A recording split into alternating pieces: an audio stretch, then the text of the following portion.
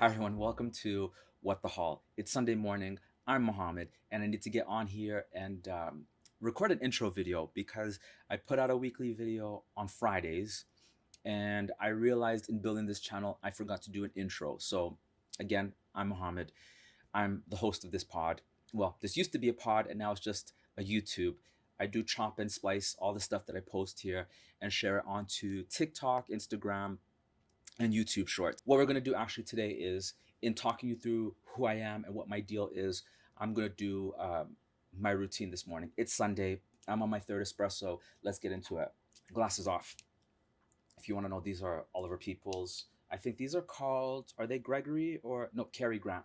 When I edit this, I'm probably going to pop up not photos of me on counter and working, but more so the brands that I've worked for, because I've worked a lot of different places. So Darfland being one of them. And I hopped into this business by accident, just out of necessity. I would have been at school at the time and I needed a job. And so fortunately for me, they had opened up the Sephora at Yorkdale. That's where I got my footing.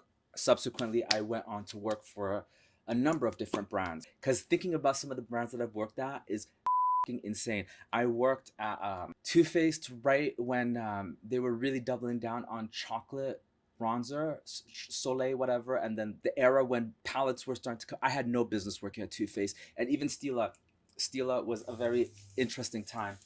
They were really scrubbing away all of the brand's DNA, getting rid of stars and watts, and like it was. I worked at brands during some really interesting time. I left that business behind completely. Oh, that was that black owned, black owned. Although for almost 10 years now I've been completely separate from this business, it doesn't mean I haven't stopped buying the stuff. And it still excites me to see newness. It excites me to see new launches, brands coming and going, all that stuff. I'm deeply invested in this just on a recreational basis. And for that reason, I have firsthand expertise as a consumer, as somebody who worked in the business, interacting with customers for a very long time, just kind of pulling knowledge and extracting information. That's the love of my life currently. Yeah, I just sprayed my face. Osmanthus aqua. I'm just here to claim my stake on the internet. If a tree falls in the forest, does it make a sound? The internet being the forest. I should put it on the floor. Put it on the floor, right? Just put it on the floor. Get out here. Yeah, so that's what the haul is. It's just me getting on here and sharing with you my knowledge, my experience, my tips, my tricks. Nothing is prescriptive. There's no one size fits all. You do whatever feels right to you, but I can definitely give you some gentle recommendations and some interesting observations based on more than 10 years of experience in the beauty business before social media. I will talk about fragrance, but I don't necessarily have the vernacular or the nomenclature to really help express how good or bad or what I feel about a fragrance. I really struggle with that. But for skincare, ooh, it's the back of my hand. I know it inside. I can look at a product and I can tell you what it is without having even touched it, because I've used so many things in my life. It's actually pretty sick. I'm probably covered chemical on chemical on like I'm just covered in chemicals.